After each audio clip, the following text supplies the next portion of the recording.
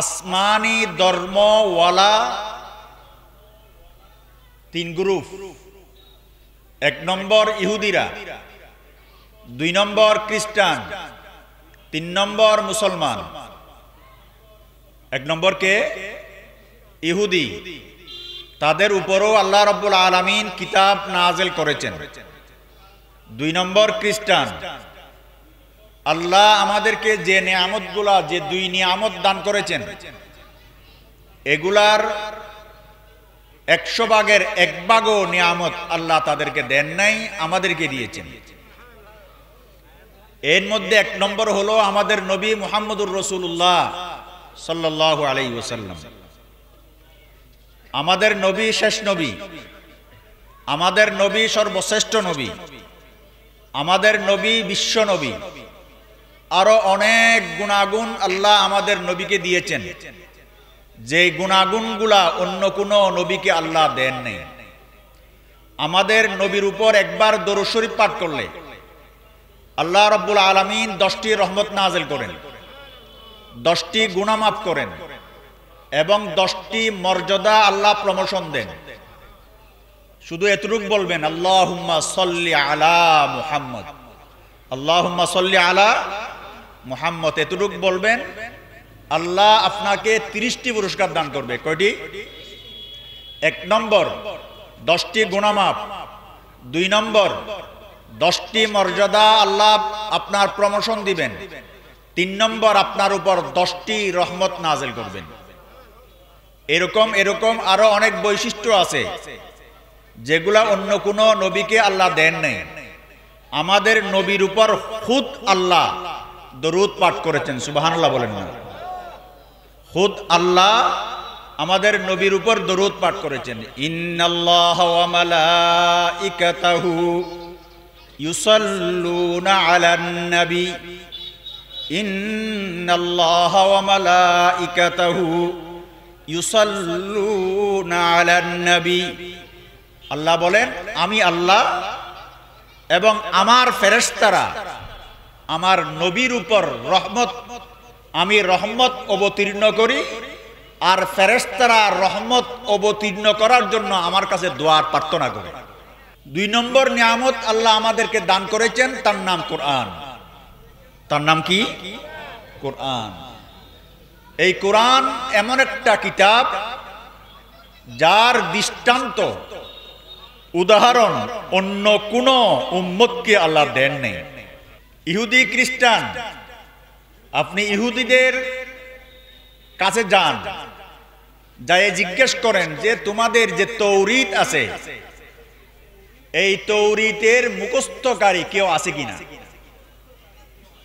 খ্রিস্টানদের কাছে যান, তাদের কাছে জিজ্ঞেস করেন যে তোমাদের বাইবেল ইঞ্জিল মুখস্থ করছে শুরু থেকে শেষ পর্যন্ত, এরকম কোন মানুষ তাদের কাছে আছে কিনা। পাওয়া যাবে? এটা কি আমার থেকে শুনে বলতেছেন না আপনারা জানেন কিছু?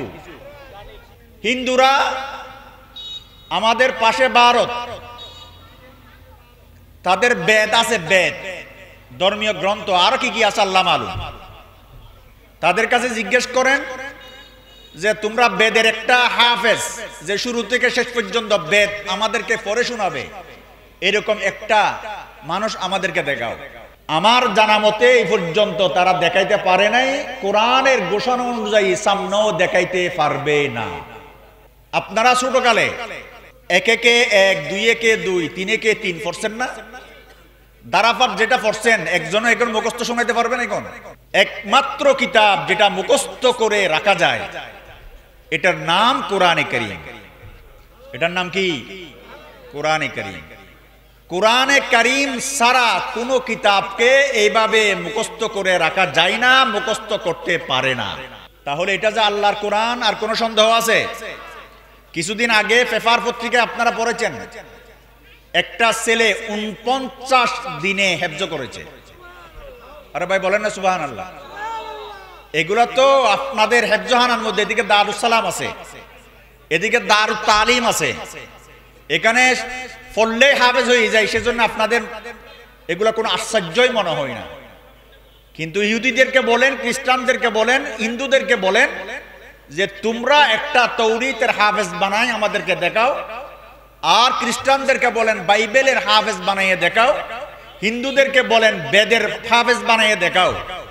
ইহুদিরা কোরআন মুখস্থ করতে পারে, খ্রিস্টানরা কোরআন মুখস্থ করতে পারে, হিন্দুরা কোরআন মুখস্থ করতে পারবে, কিন্তু তাদের বাইবেল, তাদের বেদ, তাদের ইঞ্জিল, তাদের তাওরাত তারা মুখস্থ করে রাখতে পারে নাই।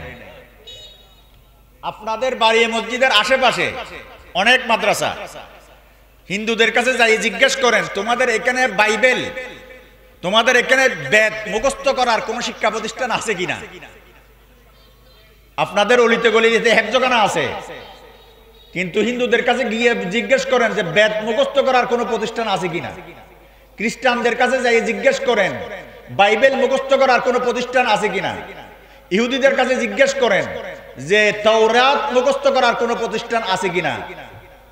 তাদের কাছে হেফজখানা নামে, তাওরাতের হেফজখানা, বাইবেলের হেফজখানা, বেদের হেফজখানা নামে কোন হেফজখানা নাই, কারণ তারা জানে এগুলো আমরা মুখস্থ করে রাখতে পারবো না।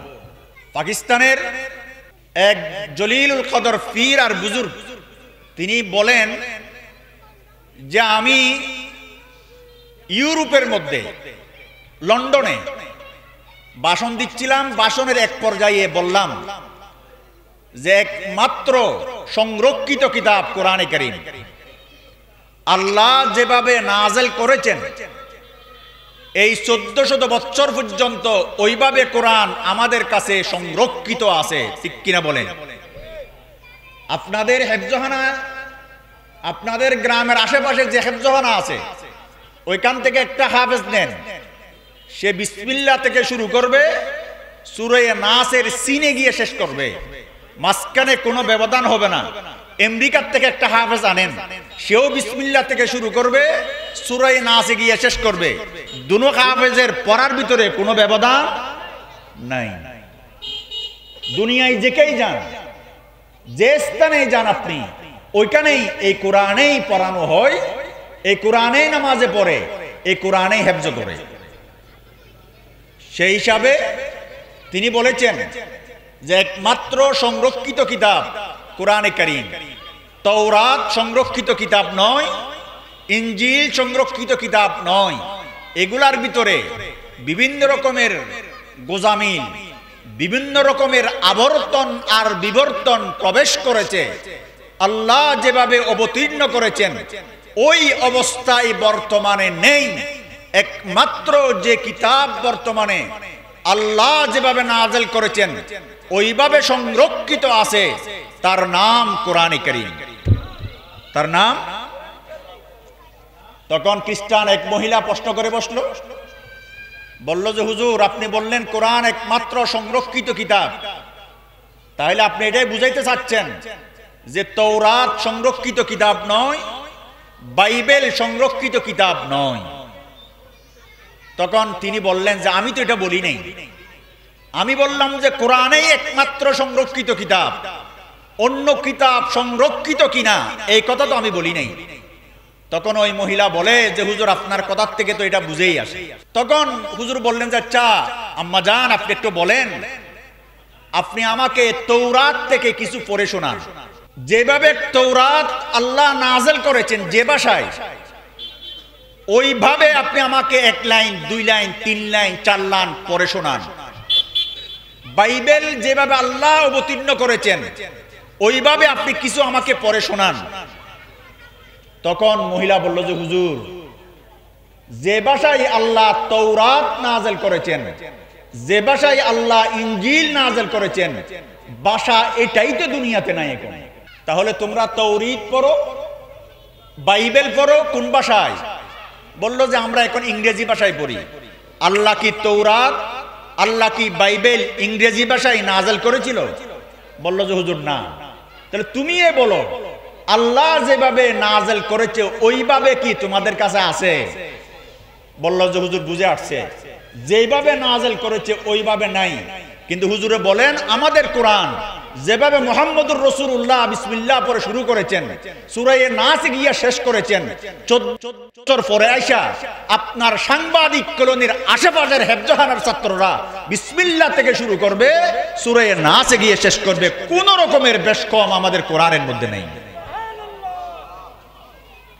আল্লাহ রাব্বুল আলামিন বলেন, ইন্না নাহনু নাযালনা যিকরা ওয়া ইন্না লাহু লাহাফিজুন।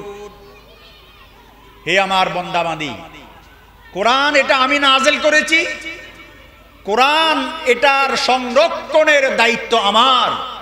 আমি বছরে বছরে, যুগে যুগে, দেশে দেশে এমন মানুষ, এমন বাচ্চা জন্ম দিব যে বাচ্চাগুলা 1 বছরে, 2 বছরে, 6 মাসে, 1.5 মাসে, 49 দিনে, 30 দিনে কোরআনে কারীম হিফজ করে ফেলবে।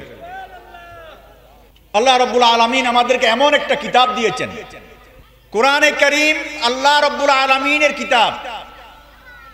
কেউ যদি কোরআনকে চিনে, কোরআনকে বুঝে, তাহলে সে ইসলাম ধর্ম যে সত্য, ইসলাম যে হক, মৃত্যুর পরে ইসলাম ধর্ম ছাড়া আর কোন ধর্ম যে কাজে আসবে না, সে বুঝার জন্য কোরআনই যথেষ্ট। কি যথেষ্ট বলেন? কোরআনই যথেষ্ট। আল্লাহ রাব্বুল আলামিন যখন কোরআন নাযিল করেন, তখন আরবের কাফেররা আমাদের নবীকে বলল যে মুহাম্মদ জাদুঘর, জাদুর কথাবার্তা বলে। কিছুদিন বলল মুহাম্মদ গণক, কিছুদিন বলল মুহাম্মদ পাগল। ওলীদ ইবনে মুগীরা, কাফেরদের সর্দার, নবী আলাইহিস সালাতু ওয়াস সালামের কাছে গেল। যাওয়ার পরে বলে, মুহাম্মদ, তোমার কাছে কিছু প্রস্তাবনা আমি পেশ করি। তুমি যদি পাগল হয়ে থাকো, আমি তোমার চিকিৎসা করব। তুমি যদি আরবের রাজত্ব চাও, তাহলে আমরা তোমাকে রাজত্ব দিয়ে দিব।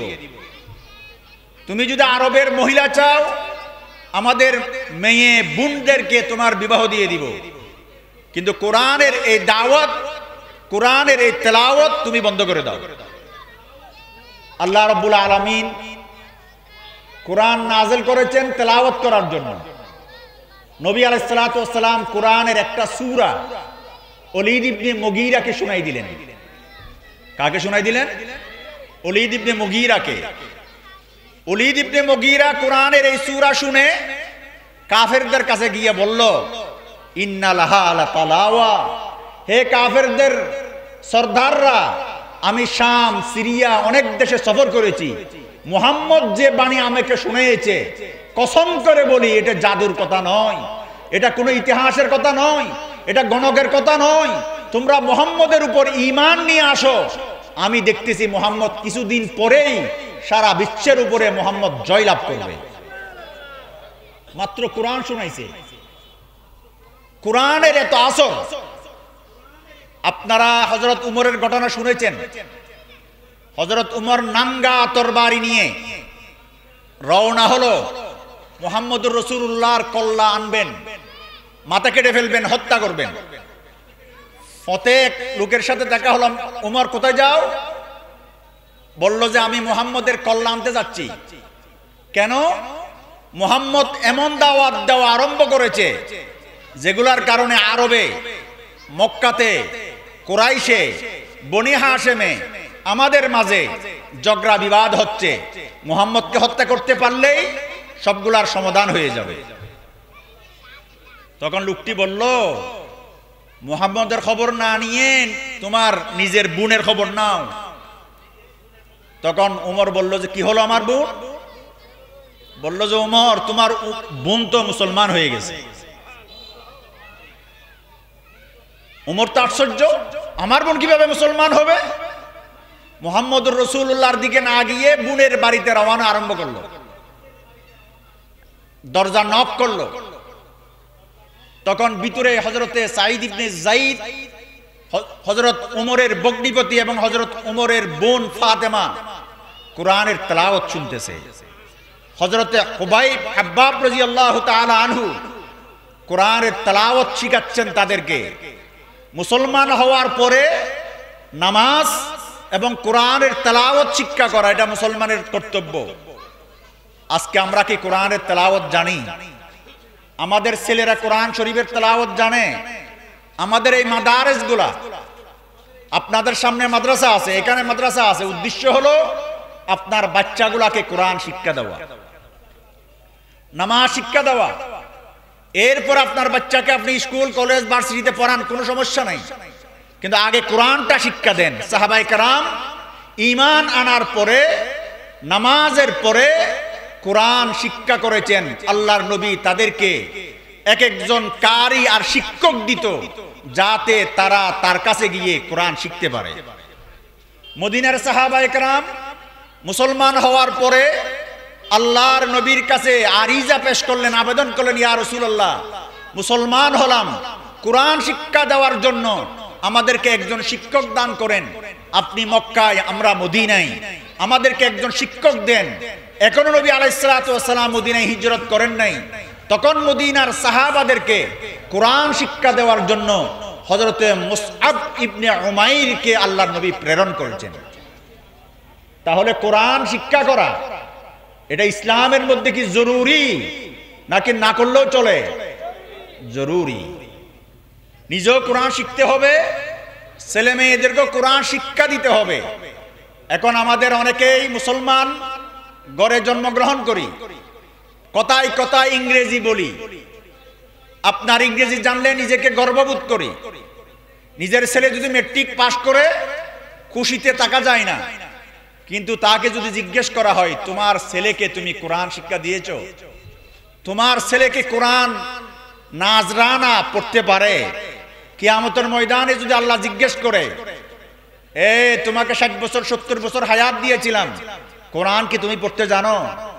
ইংরেজি যেভাবে সহিশুদ্ধভাবে পড়তে পারতেছিলা, ওইভাবে কোরআন তুমি পড়তে পারো কিনা জিজ্ঞাসা করলে আমাদের কোনো জবাব আছে? আরে বলেন না। আল্লাহর নবীকে আমরা মহব্বত করি, নবীর সিরত আদর্শকে ধারণ করার দাবি করি। নবী তো মুসলমান হওয়ার পরে সাহাবায়ে কেরামদেরকে কোরআন শিক্ষা দিত। আমি নবীর উম্মত হয়ে আমার ছেলেকে কি শিক্ষা দিয়েছি? আমি নবীর উম্মত হয়ে আমি কি শিক্ষা করেছি? হুয়াল্লাযী বা'সা ফিল উম্মিয়্যিনা রাসূলাম মিনহুম ইয়াতলু আলাইহিম আয়াতিহি ওয়া ইউযাক্কিহিম ওয়া ইউআল্লিমুহুমুল কিতাবা ওয়াল হিকমাহ ওয়া ইন কানু মিন ক্বাবলু লাফি যালালিম মুবিন। আল্লাহ রাব্বুল আলামিন বলেন, হে আমার বান্দাবান্দী, তোমাদের মাঝখানে, তোমাদের মধ্য থেকে একজনকে নবী হিসাবে প্রেরণ করেছি। ওনার 4 কাজ। প্রথম নম্বর কাজ হলো তোমাদেরকে কোরআনের তালিম, কোরআন শিক্ষা দেওয়া। নবীর প্রথম নম্বর কাজ কোরআনের তেলাওয়াত শিক্ষা দেওয়া। উলামায়ে কেরামের প্রথম নম্বর কাজ কোরআনের তেলাওয়াত শিক্ষা দেওয়া। তাহলে আমি আর আপনার প্রথম নম্বর কাজ কোরআনের তেলাওয়াত শিক্ষা করা, ঠিক কিনা বলেন না? হযরত উমর রওনা হলেন, দরজার মধ্যে নক করলেন, বোন বুঝে গেল ওমর এসেছে আওয়াজ। তখন হযরত ওমর রাদিয়াল্লাহু তাআলা আনহু সুন্দর করে ছোট্ট একটি বাক্য শুনতে পেলেন, তাহা মা আনজালনা আলাইকাল কুরআনা লিতাশকা, তাহা মা আনজালনা আলাইকাল কুরআনা লিতাশকা। হযরতে খাব্বাব রাদিয়াল্লাহু তাআলা আনহু হযরতে ফাতেমা এবং হযরতে সাঈদ ইবনে যায়েদকে কোরআন শিক্ষা দিচ্ছিল। ভিতরে গোপন অবস্থায় হযরত উমর গিয়ে এক শব্দ দুই শব্দ শুনে ফেলেছেন। হযরত উমর যখন দরজা নক করলো, দরজাতে আওয়াজ করলো, বোন বুঝে গেল আমার ভাই বাক উমর এসেছে, এখন আমাদের আর রক্ষা নাই। তাড়াতাড়ি হযরত খাব্বাব রাদিয়াল্লাহু তাআলা আনহু আপনার চকির ভিতরে, আপনার এক কামরার ভিতরে লুকিয়ে গেল, যাতে হযরত ওমরে না দেখে, এবং নিজের সহিফা কোরআনের যে অংশগুলো সাথে ছিল এগুলা রানের ভিতরে বা অন্য কোনো জায়গায় সংরক্ষণ করে ফেলেছে। হযরতে ফাতেমা, হযরতে সাঈদ ইবনে যায়েদ তারা দরজা খুলে দিল। হযরতে ওমর রাদিয়াল্লাহু তাআলা আনহু তখনও মুসলমান হন নাই, কাফের। সাথে সাথে ঢুকে নিজের বোনকে বেদম প্রহার করা আরম্ভ করলো। বোনকে মারতে মারতে মারতে মারতে মাথা ফেটে দিছে। বোনের স্বামীকে মারতে মারতে মাথা ফেটে দিছে। বোনের রক্ত দেখার পরে হযরত উমরের গা শির উঠছে, এটা তো আমার আব্বার রক্ত, এটা তো আমার রক্ত। এখন ভাইয়ের রাগ ঠান্ডা হল। তখন বলে, ফাতেমা অনেক মারলাম, কিন্তু যখন আমি দরজাতে আসি তখন কিন্তু আমি কিছু শুনতে পেয়েছি, এখানে ওইগুলো আমাকে শোনাও। হযরত ফাতেমা বলেন, ভাইজান যে জিনিস আপনি শুনেছেন এটা আপনাকে এমনি শোনানো যাবে না, আপনি পাক হয়ে আসতে হবে, আপনি গোসল করে আসতে হবে। হযরত ওমরের কলব, হযরত ওমরের অন্তর আল্লাহ কোরআনের 1-2 আয়াতের দ্বারা পরিবর্তন করে দিয়েছেন। কোরআন এত শক্তিশালী। হযরত ওমর বলেন, আচ্ছা আমাকে গোসল করে আসতে হবে। আপনি গোসল করে আসেন। গোসল করে আসলো। যে সাহাবা কোরআন শিক্ষা দিচ্ছেন উনি তাড়াতাড়ি ঘরের ভিতর থেকে বের হয়ে বলল, ওমর আল্লাহর নবী তোমার জন্য দোয়া করেছেন, হয়তো আল্লাহ তোমাকে কবুল করে ফেলেছে। শুনো, তাহা মা আনজালনা আলাইকাল কুরআনা লিতাশকা, পড়তে পড়তে 1 আয়াত 2 আয়াত 1 রুকু বরাবর পড়ার পরে হযরত ওমর বললেন যে, হে আমার বোন, হে আমার ভগ্নিপতি, হে হাব্বাব, আর দেরি করিও না, আমাকে মুহাম্মদুর রাসূলুল্লাহর দরবারে নিয়ে চলো। মুহাম্মদুর রাসূলুল্লাহর দরবারে নিয়ে চললেন। সাহাবা একরাম বলেন, ইয়া রাসূলুল্লাহ, ওমর আসতেছে, উদ্দেশ্য বোধহয় ভালো নয়, আপনি একটু কেয়ারফুলে থাকেন। আল্লাহর হাবিব বললেন, না না, আগের উমর আর এই উমর বেশ কম আছে। উমর এখন তোমাদের হাতে হাত দেওয়ার জন্য আসতেছে, ইসলাম গ্রহণ করার জন্য আসতেছে, উমরকে আসতে দাও। তাহলে উমর পরিবর্তন হলো কিসের কারণে? কোরআনের কারণে। আরেকটি ঘটনা আপনাদেরকে বলি। মিশরের প্রাক্তন প্রধানমন্ত্রী জামাল আব্দুল নাসের, উনি মিশরের অনেক দিন রাষ্ট্র ক্ষমতায় অধিষ্ঠিত ছিল। হযরত কারি আব্দুল বাসিত রাহমাতুল্লাহি আলাইহি সম্পর্কে আপনারা শুনেছেন, কোরআনকে খুব সুন্দর করে পড়তে পারত। আমেরিকার মধ্যে কারি আব্দুল বাসিত রাহমাতুল্লাহি আলাইহি গেলেন। ওনাকে অনেক খ্রিস্টানরা এবং মুসলমানরা জিজ্ঞাসা করলেন, হুজুর আপনি কোরআনের এত খেদমত করে যাচ্ছেন, কোরআনের কোন মুজিজা, অলৌকিক কোন ঘটনা আপনি স্বচক্ষে দেখেছেন কিনা? তখন কারি আব্দুল বাসিত রহমতুল্লাহি আলাইহি বলেন, একবার নয় অনেকবার আমি দেখেছি কোরআনের জীবন্ত মুজিজা। বলল যে, হুজুর একটা দুটো আমাদেরকে শোনান। তখন কারি আব্দুল বাসিত বলেন যে, একটা ঘটনা আমি তোমাদেরকে শোনাই। একবার মিশরের প্রধানমন্ত্রী জামাল আব্দুল নাসের আমার কাছে চিঠি লিখলো, প্রেসিডেন্ট কারি সাহেব আপনাকে রাশিয়ায় যেতে হবে আমার সাথে। আমি জামাল আব্দুল নাসের কাছে বললাম যে, বাদশা সাহেব, রাশিয়া হলো যে কমিউনিস্টের দেশ, ইহুদিদের দেশ, কমিউনিস্ট যারা খোদা মানে না তাদের দেশ, ওখানে আমি গিয়ে কি করব? আমার কাজ তো কোরআন তেলাওয়াত করা। আমাকে যদি পাকিস্তানে দাওয়াত দেওয়া হয়, আমাকে যদি সৌদি আরবে দাওয়াত দেওয়া হয়, আমাকে যদি বাহরাইন কুয়েতে দাওয়াত দেওয়া হয়, বাংলাদেশে দাওয়াত দেওয়া হয়, তাহলে ভালো, ওইখানে আমি কোরআন তেলাওয়াত করব। ওইখানে আমি কি করব? বলল যে, আপনি আমার সাথে চলেন, কথা আছে, আপনাকে লাগবে। জামাল আব্দুল নাসের সাথে রওনা হলেন। জামাল আব্দুল নাসের এর আগেও একবার মস্কোতে রাশিয়াতে গিয়েছিল। তখন রাশিয়ার কমিউনিস্টরা বলে, ও জামাল আব্দুল নাসের, কতদিন আর কোরআন পড়বা? কতদিন ইসলাম ধর্ম ধরে বসে থাকবা? কমিউনিস্টের আপনার কমিউনিস্টের যে থিওরি এটা গ্রহণ করো, তোমাদেরকে আমরা বিজ্ঞান দিয়ে ভরপুর করে দিব, তোমাদেরকে আধুনিক বানাই দিব, মুহাম্মদের কোরআন ছেড়ে দাও, ইসলামের ভিতরে কি আছে, এরকম অনেক কথা বলেছেন। জামাল আব্দুল নাসের সে সময় যেহেতু তার কাছে উপযুক্ত জ্ঞান ছিল না বা সময় ছিল না, সেই জন্য রাশিয়ার কমিউনিস্টদের কাছে ইসলাম কি জিনিস এটা ভালো করে তুলে ধরতে পারেন নাই। কিন্তু মনে মনে আপনার শপথ করে নিয়েছেন আর যদি কোনোবার আমি মস্কোতে আসতে পারি ইসলাম কি জিনিস, কোরআন কি জিনিস, এই কমিউনিস্টদেরকে আমি বুঝাই ছাড়ব। এখন যখন দ্বিতীয়বার সুযোগ পেল, জামাল আব্দুল নাসের বলল যে এত লম্বা কথার দরকার নেই, তাদেরকে কোরআন শোনাই দিই, কোরআন শুনলে বুঝতে পারবে আপনার ইসলাম কি জিনিস। সেজন্য কারি আব্দুল বাসিত সাহেবকে নিয়ে আসলেন।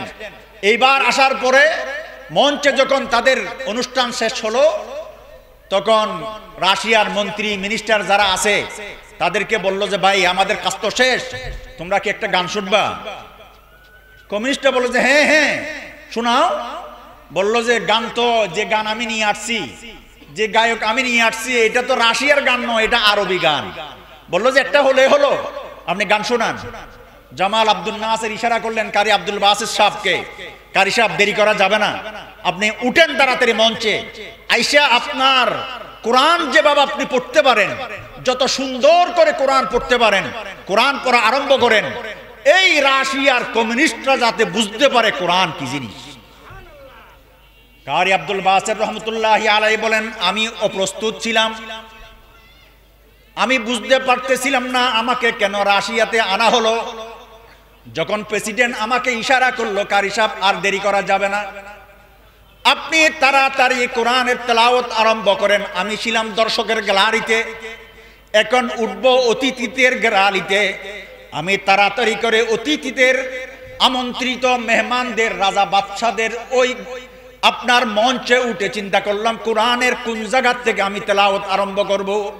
কোরআন তো এমন জিনিস, আলিফ লাম মিম যালিকাল কিতাবু লা রাইবা ফীহি হুদাল লিল মুত্তাকিন, এখানেও সুন্দর। আলাম তারা কাইফা ফাআলা রাব্বুকা বিআসহাবিল ফিল, এখানেও সুন্দর।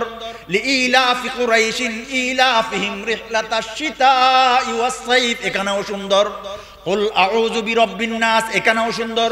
কুল হুয়াল্লাহু আহাদ, এখানেও সুন্দর। কোরআন তো সুন্দর আর সুন্দর, কোন আমি তেলাওয়াত করব বুঝতে পারতেছিলাম না।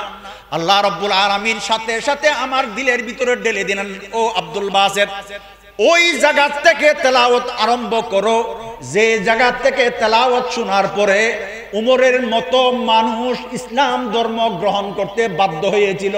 সূরা তাহা তেলাওয়াত আরম্ভ করো। আল্লাহর এই ফয়সালা শোনার পরে আল্লাহ যখন আমার মনের ভিতরে এই কথা ঢেলে দিলেন, আমি শুরু করলাম তাহা মা আনজালনা আলাইকাল কুরআনা লিতাশকা, তাহা মা আনজালনা আলাইকাল কুরআনা লিতাশকা। আমি তেলাওয়াত করতে করতে করতে করতে এক রুকু পরিমাণ তেলাওয়াত করলাম। আমার চেহারা ছিল নিচের দিকে, আমার নজর ছিল নিচের দিকে, দর্শকের অবস্থা আমি দেখি নাই। যখন কোরআনের এক রুকু আমি শেষ করলাম, শেষ করার পরে যখন সাদাকাল্লাহুল আযীম বললাম, যখন আমার দৃষ্টি তুলে দেখলাম যে দর্শক সারিতে যত বড় নাস্তিকরা আছে, বড় বড় নাস্তিক, সবার চোখ থেকে জরজর করে পানি পড়তেছে। কারি আব্দুল বাসিত সাহেব বললেন, কিরে ভাই আপনারা কাঁদতেছেন কেন? আপনাদের চোখে পানি কেন? আপনারা কান্না করতেছেন কেন? তখন রাশিয়ার নাস্তিকরা বলে, ও জামাল আব্দুল নাসের বুঝতে পারি নাই, তুমি কি গায়ক নিয়ে এসেছো আমরা বুঝি নাই, আরবি ভাষা আমরা বুঝি না, কিন্তু তোমার গায়কের এই কথাগুলা শোনার পরে আমাদের কান দিয়া ঢুকে আমাদের কলব আর অন্তরকে সুরমার করে দিয়েছে, যার কারণে আমাদের চোখের ভিতরে আমাদের কন্ট্রোল ছিল না, অজান্তে আমাদের চোখের পানি বের হয়ে গিয়েছে। এটাই কোরআন। আল্লাহ রাব্বুল আলামিন আমাদেরকে কোরআন বুঝা, কোরআন শিক্ষা করার তৌফিক দান করুন। হযরত উসমান রাদিয়াল্লাহু তাআলা আনহু কোরআনকে নিতেন, কোরআন নিয়ে চুমা দিতেন। হযরত উমর কোরআনকে নিতেন, চুমা দিতেন, চোখ দিয়ে জরজর করে পানি পড়তো, আর বলতো হাযা কালামু রাব্বি, হাযা কালামু রাব্বি, হাযা কালামু রাব্বি, এটা আমার পরওয়ারদিগারের বাণী। হযরত উমর কোরআনকে এত শ্রদ্ধা করতেন, উসমান কোরআনকে এত শ্রদ্ধা করতেন। উলামায়ে কেরাম বলে, কোরআনকে যদি আপনি চুমা দেন, কোরআনকে যদি চোখে লাগান, কোরআনকে যদি মাথায় দেন, প্রত্যেক কাজে আল্লাহ আপনাকে সৎকার সওয়াব দান করবে। এক হাদিসের মধ্যে আল্লাহর হাবিব বলেছেন, যে ঘরের মধ্যে কোরআনের তেলাওয়াত হয়,